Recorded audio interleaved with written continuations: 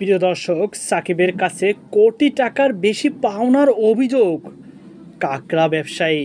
2016 সালে সাতক্ষীরা উপকূলের দাতিনা খালি এলাকায় সড়কের ধারে ক্রিকেটার সাকিব আল হাসান গড়ে তোলেন একটি কাকড়া খামার। নাম দেন সাকিব আল হাসান অ্যাগ্রো ফার্ম। স্থানীয় 10 থেকে 12 জন জমির মালিকের কাছ থেকে লিজ নেন 48 বিঘা জমি। অভিযোগ রয়েছে, হ্যাচারিতে সফট সেল কাকড়া নিলেও আজও টাকা পরিশোধ করেনি ক্রিকেটের ও সদ্য বিলুপ্ত সংসদের আওয়ামী লীগের সংসদ সদস্য সাকিব আল হাসান।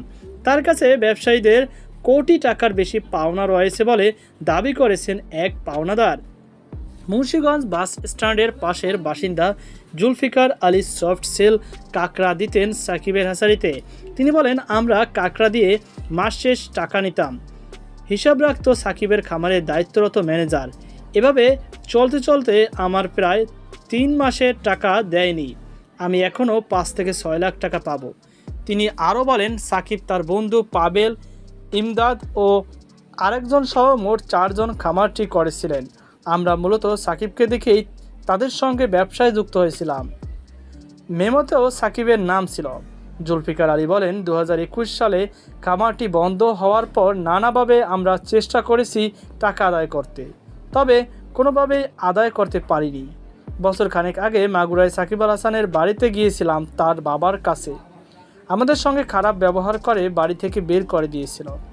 তারপর থেকে বিষয়টি সেভাবেই রয়েছে।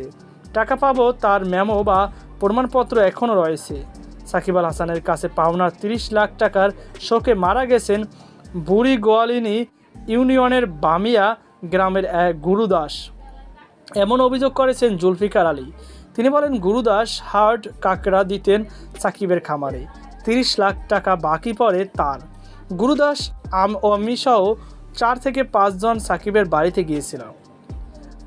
বাড়ি থেকে সাকিবের বাবা খারাপ ব্যবহার করে বের করে দেওয়ার পর মন খারাপ করে আমরা ফিরি।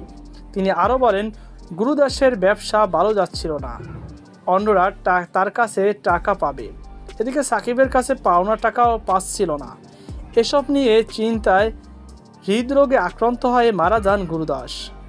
আমরা 13 থেকে 14 জন এখনও সব মিলিয়ে কোটি টাকার বেশি পাব ক্রিকেটার সাকিব আল হাসানের কাছে।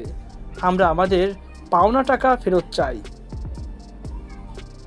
বুড়ি গোয়ালিনী ইউনিয়নের 7 নম্বর ওয়ার্ডের প্রাক্তন ইউপি সদস্য মেম্বার হায়দার আলী বলেন, আমি সফট সেল কাকড়ার 50,000 টাকা আজও পাবো।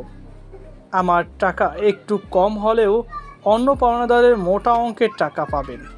করোনাকালীন সাকিব আল হাসানের কাকড়া হ্যাচারি বন্ধ হয়ে যাওয়ার পর জমির মালিকদের বছরের চুক্তির টাকা দিতেও গড়িমসি করেন।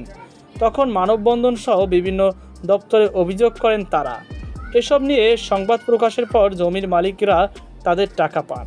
জমির মালিকদের একজন দাতিনাখালী গ্রামের মোরালি কয়াল। তিনি বলেন, টাকা পেতে অনেক ঝামেলা হয়। আগে টাকা নিতে গিয়ে আন্দোলন করতে হয়েছে। 2025 সাল পর্যন্ত চুক্তিপত্রের মেয়াদ রয়েছে। এরপর আমরা আর কেউ জমি লিজ দেব না। আমরা জমির মালিক রয়েছি 10 থেকে 12 জন। মোরালি কয়াল অভিযোগ করে বলেন, অবৈধভাবে আমাদের জমির ওপর বিল্ডিং নির্মাণ করেছে। চুক্তিপত্র সেটি উল্লেখ ছিল না। এখন সেখানে কেউ থাকে না।